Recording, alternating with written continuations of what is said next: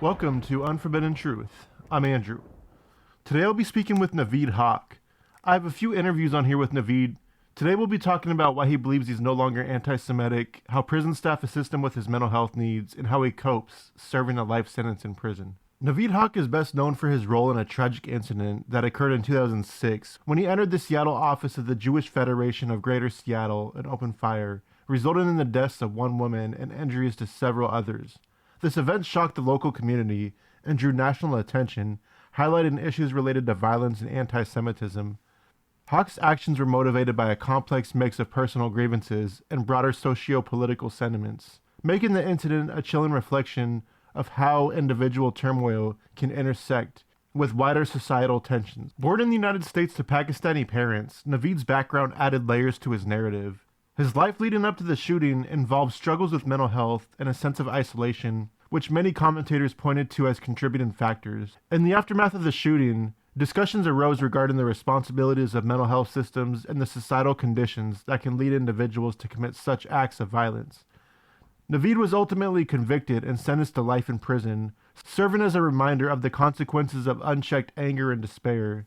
The repercussions of Naveed's actions extended beyond the immediate tragedy. The incident sparked dialogue within the Jewish community and beyond, addressing issues of safety, prejudice, and the need for better support systems for those in crisis. It also served as a catalyst for community solidarity and resilience as local organizations and individuals came together to support victims and promote understanding.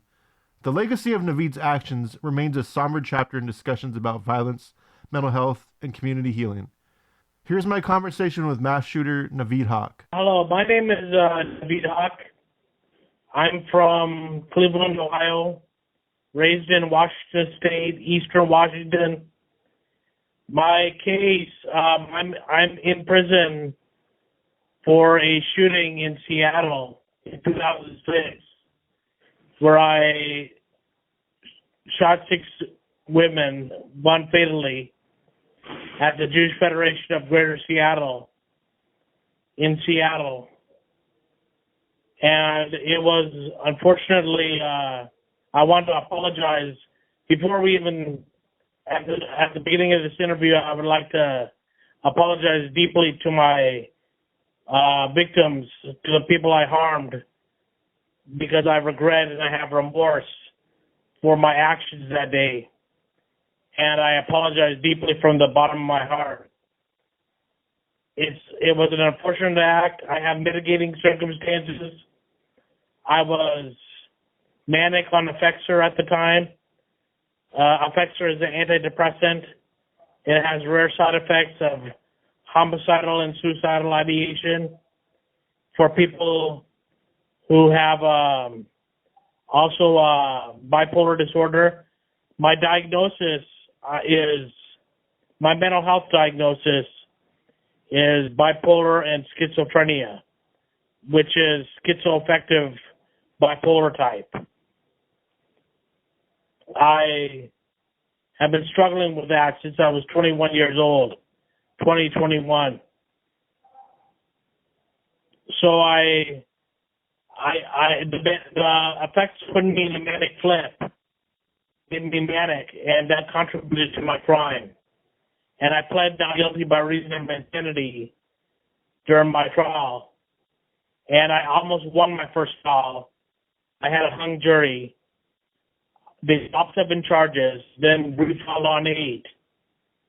And then I convicted my second trial of aggravated murder and 5 attempted murders, plus a hate crime, because they said that I hated Jews. But I do not hate Jews. I always looked up to Jews. It was an unfortunate incident. The problem was I had recorded my jail telephone calls, and on one of the calls in the beginning, when I was still manic on my medication, manic on a pressor, I said that Jews were the enemy, and they took that, and they said that they charged me with a hate crime, and said that I hated Jews. I do not hate Jews. I'm not anti-Semitic. I look up to Jews. Jews have been persecuted throughout history. And I applaud the way they overcome all the obstacles that have been put in their way, all the way from Babylon to Persia to Egypt to the Roman Empire to the Holocaust. They've been persecuted and they were almost exterminated from Europe. And I understand why they needed a homeland in Israel so that they can finally have a homeland, their ancestral homeland. But I just hope that there's a two-state solution. And part of the reason why I did my crime was because in 2006 they had the Lebanese war between Israel, Hezbollah, Lebanon, Gaza. They had that war in 2006. And I was watching the news and I had delusions because of my illness, schizophrenia, and schizoaffective bipolar type. And because I had these delusions that I could help the people in the Middle East, that led my rage that I was feeling from Fexer to be directed at Jews in Seattle. And I saw the Jewish Federation of Greater Seattle. I was looking on the internet for potential targets, and I saw that the Jewish Federation of Greater Seattle had a walk for Israel during this war, and I was angry at them because I thought that they were bombing the Lebanese women and children indiscriminately in that war. So I thought I could help.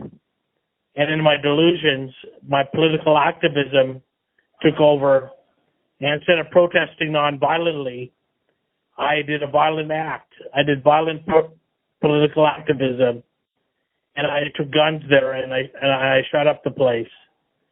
What I should have done is protested outside the building or do a sit-in.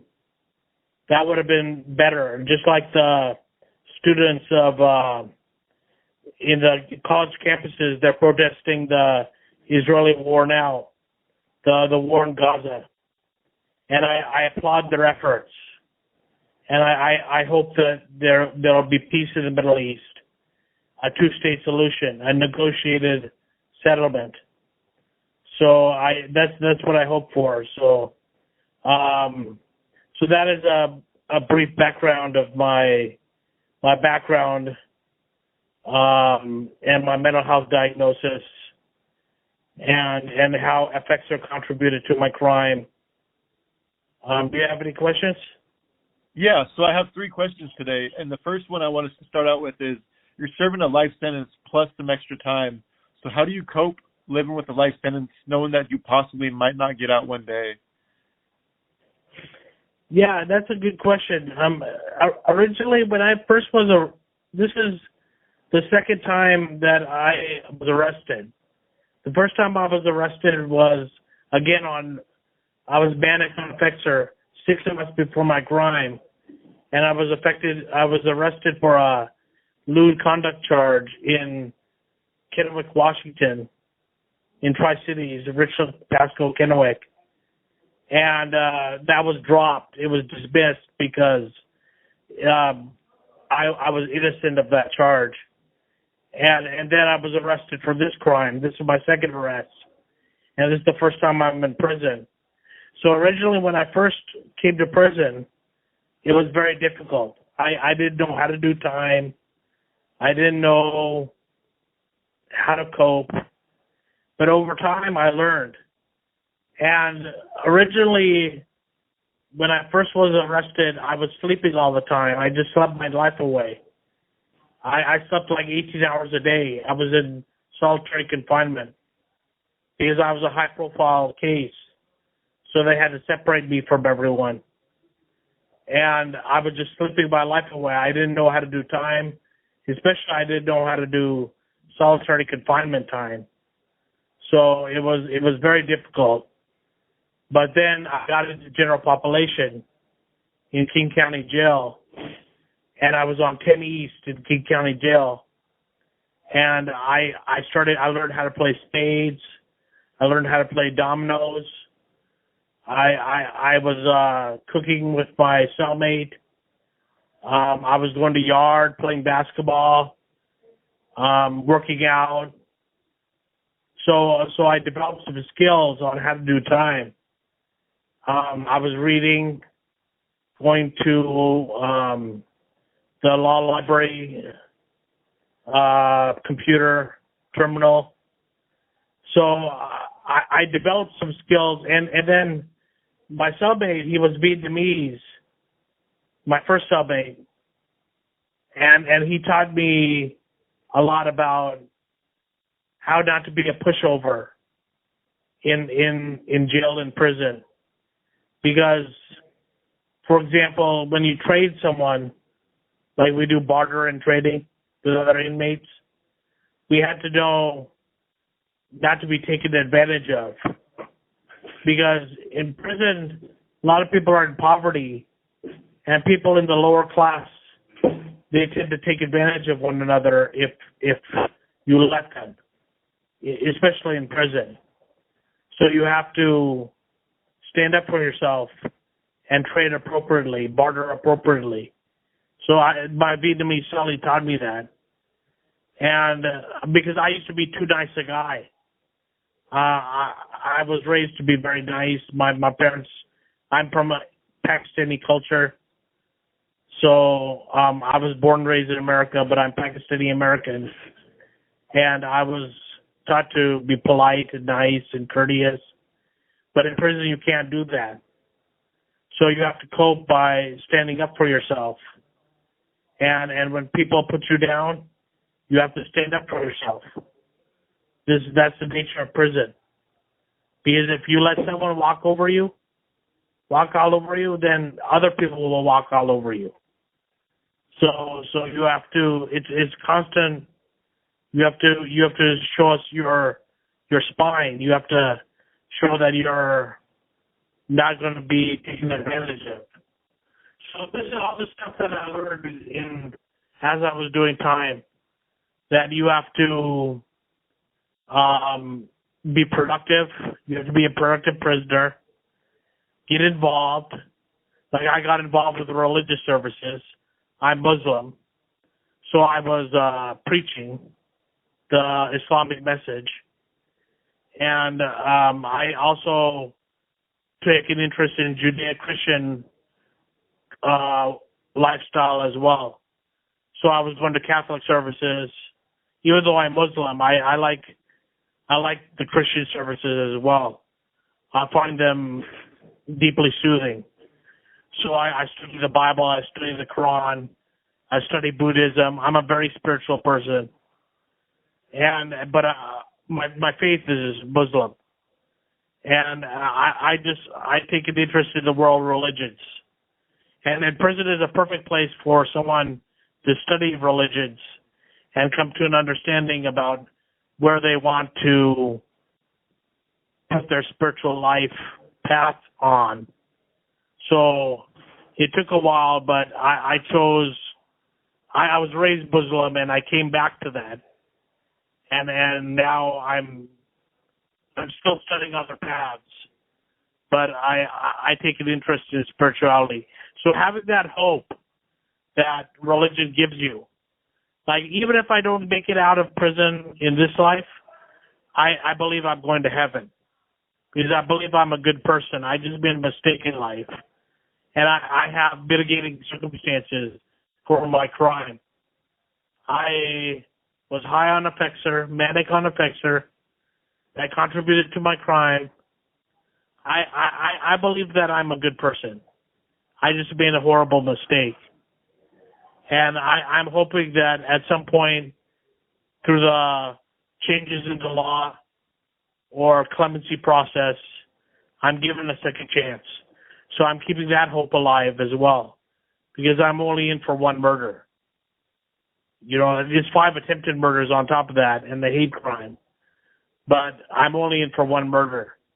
And it shouldn't have even been a hate crime, because in the first trial, when on the hate crime charge, malicious harassment, that's what it was called at the time, they were deadlocked, the jury deadlocked on that charge. So it shouldn't even be a hate crime. But because I made that mistake on that jail telephone call, they found me guilty of that charge. So they don't have much on me when it comes to hate crime. I've always looked up to Jews. You know, I had to study Einstein's theory of relativity in my engineering school. I have 2 degrees, by the way, that I got before I was arrested, before I came to prison. I have a bachelor's of science in biology and a bachelor's of science in electrical engineering. The biology degree I got, and then I got into dental school. I flunked out of dental school. Then I came back, and I was in Philadelphia when I was going to the University of Pennsylvania dental school, and I flunked out. Then I moved back to Washington State, and I'm with my parents in Tri-Cities, and went to WSU in Richland, and I got my engineering degree, electrical engineering, and I had an engineering internship, and unfortunately it failed because of my schizophrenia. I have delusions and hallucinations and voices. So in my case, as I'm in prison, I have to take care of my mental health. And mental health is important for everyone, but especially for me, because I have a mental health diagnosis. And I'm lucky that as I've been in prison, they put me in treatment. I'm in the residential treatment unit of Washington State Penitentiary in Walla Walla, Washington. And I'm getting appropriate treatment for my mental health. So I'm managing my productivity. I'm also getting involved with my cultural group, which is Asian Pacific Islander, my religious group, which is Muslim, and then I'm also an associate member of the Black Prisoners Caucus because it's a social justice program. So I got involved. I'm productive. I have hope. I'm taking care of my mental health. I have hope for getting out of prison, and I have hope for the next life as well, the hereafter, through religion.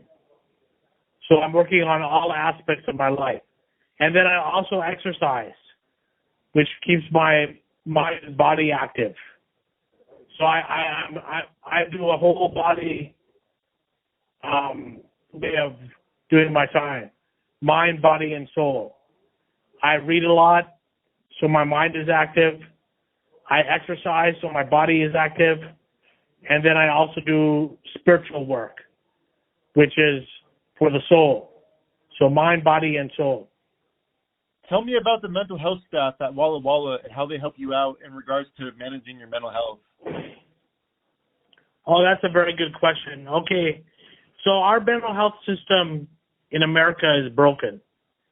And after deinstitutionalization, that is, all the mental hospitals were emptied of their patients. So that happened in the 80s, in the early 80s.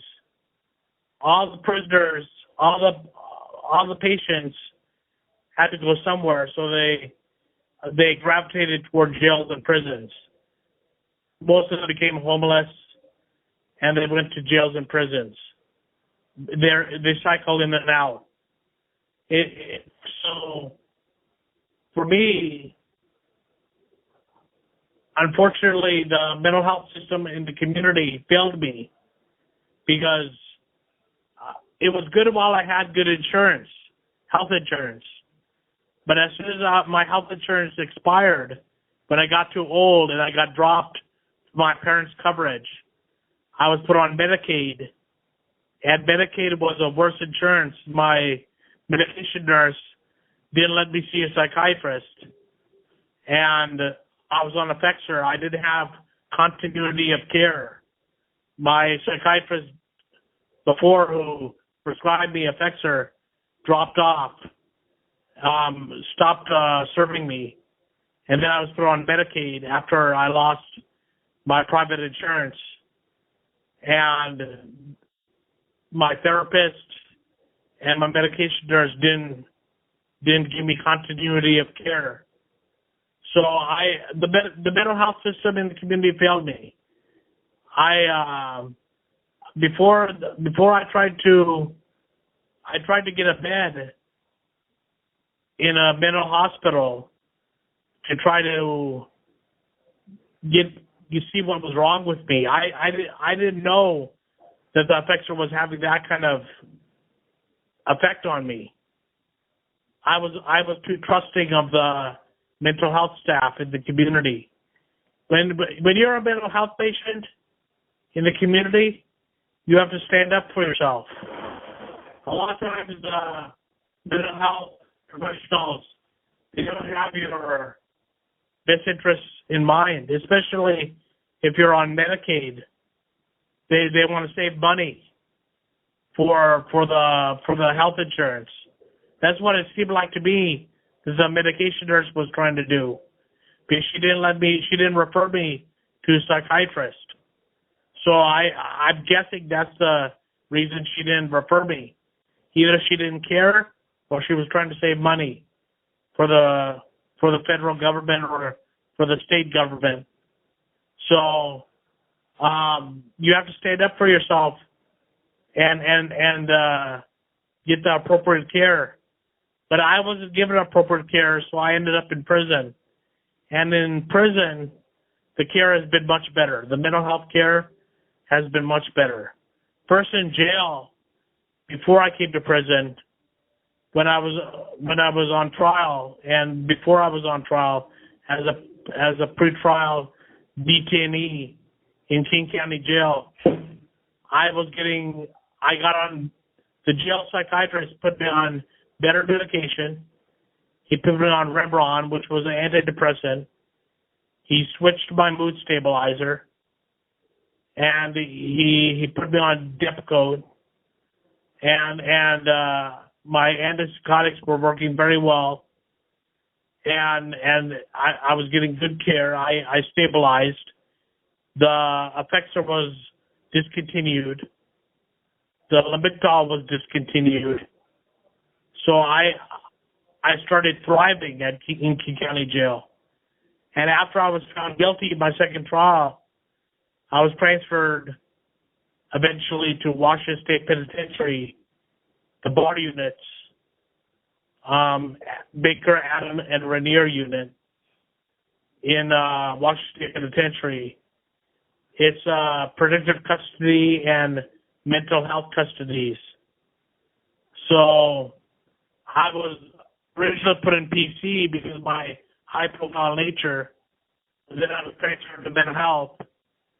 And I've been off and on in mental health all these years since 2010, transferring to other prisons, but always seeming to come back to mental health. The prison staff, the way they help me is when I relapse. Like I've relapsed twice in the last 4 years. When I was 45, I had a psychotic relapse, and when I was 48, I had a psychotic relapse. So then what I do is that when I relapse, I get a hold of a staff member, and I say, hey, I'm not doing too well. I'm not doing too hot. I think I need to go to the COA, the closed observation area, which is the prison mental hospital. So I go there, and then I see my therapist. I see my psychiatrist. The psychiatrist adjusts my meds or puts me on new meds. And then when I stabilize, I can come back to the living unit. And I can begin my prison life again. So that's the way I deal with my mental health. That's the way the prison staff deal with my mental health. If I start having minor problems in the unit, I could go on OE, which is like self-confinement. But they'll keep me in the cell. I can take a time out in my cell, and I can kind of isolate myself for a little while until my mental health gets better, and then I can go off OE and go back to living unit. I'm in the living unit, but I can go back to living in my living unit. So that's the way. That's basically how the mental health staff treats prisoners in the mental health residential treatment unit in Washington State Penitentiary. So I found the mental health treatment in prison to be much better than it is in jail or it is in the community. In the community, the mental health system is broken, lacking urgent care. Now they have a suicide prevention number. I think it's 988. So that's a plus. Back when I was out there, they didn't have that. I would have called that number because it was suicidal and homicidal when I committed my crime. I almost died, and I did end up killing one person and injuring 5 others. But I've got so much better care in prison. And unfortunately in America, in our country, the mental health care has been gravitating toward jails and prisons. There's a lot of homeless schizophrenics. I think a very large percentage of the homeless population has mental health problems. And they cycle in and out of jail, they cycle in and out of prison. I'm in the mental health treatment unit, and I'm housed with mentally ill prisoners. And I talk to a lot of mentally ill prisoners, and I hear their stories, how they live their lives out there. A lot of us go on Social Security income, SSDI, if we have a work history. That's Social Security, disability insurance. I have a work history. I worked off and on for 10 years. I worked maybe off and on for, 10 years, exactly. So I have a 10-year work history. And so I'm eligible for SSDI and SSI if I get out. And a lot of the prisoners that I'm housed with, they were on SSI, they were on SSDI. They cycle in and out of mental hospitals. I've been to 2 mental hospitals in my life. Once when I was 22 in Friends Hospital in Philadelphia, and then once at Lord's Counseling Center in Richland, Washington, in Tri-Cities. So, but the care was not that good. And the mental health care I've gotten in prison has been phenomenal. I would say that, especially at the Washington State Penitentiary, the staff have been phenomenal. They treat me with courtesy. They treat me with respect. They know I'm not a troublemaker. So they're very casual with me. They still make me follow the rules. The rules are important. But as long as I follow the rules, I'm treated with respect, dignity. I'm well taken care of. My parents support me by sending money to me. So I'm doing very well. I even have I have a lady friend. She's not my girlfriend yet, but I'm hoping at some point she is open to that. But I have a lady friend. I'm thriving at Washington State Penitentiary, and I owe it to my parents. They stuck by me. They financially help me. They emotionally help me. They visit me in prison. I've had pen pals in prison. If anyone wants to be my pen pal, look me up. I love writing. I write articles. I'm thriving here in the penitentiary, and I owe it to my family. I owe it to the prison staff. They've been very supportive. So I know you spoke a little bit about this earlier, but I want you to go into detail if you can. So, of course, we all know that you committed an anti-Semitic crime against Jewish people at the Seattle Federation building. But why do you feel like you're not anti-Semitic these days? I know, and let me preface this with saying that people are probably going to think, oh, he's just saying that because he wants to get out of prison. What do you have to say in regards to that? You know, I've always looked up to Jews. I've looked up to their accomplishments. A lot of very famous scientists have been Jewish. Oppenheimer, he developed the bomb, ended the World War II. Einstein, the theory of relativity. I look up to the Jewish accomplishments. And I know that Israel built a country out of technology. So I know on the NASDAQ at one time, the Israeli companies were the third most represented on the NASDAQ for the technology stocks in the country. So Israel is well known as a technological country. It's a very technologically advanced country. And Jews are very impressive people. And I'm not anti-Semitic. I was anti-Semitic at one time growing up because of the rivalry between Israelis and Palestinians. I'm Pakistani, and I believe in Palestinian rights, but I also believe in Israeli rights. I believe in rights for both people. I hope there's a negotiated settlement where there's a two-state solution so both people can live in peace. And then there'll be normalization between Israel and its Arab neighbors. It is true I want to get out of prison someday, but it's not fair that I was found, during my first trial, they deadlocked on that charge, the hate crime charge. So it's not true.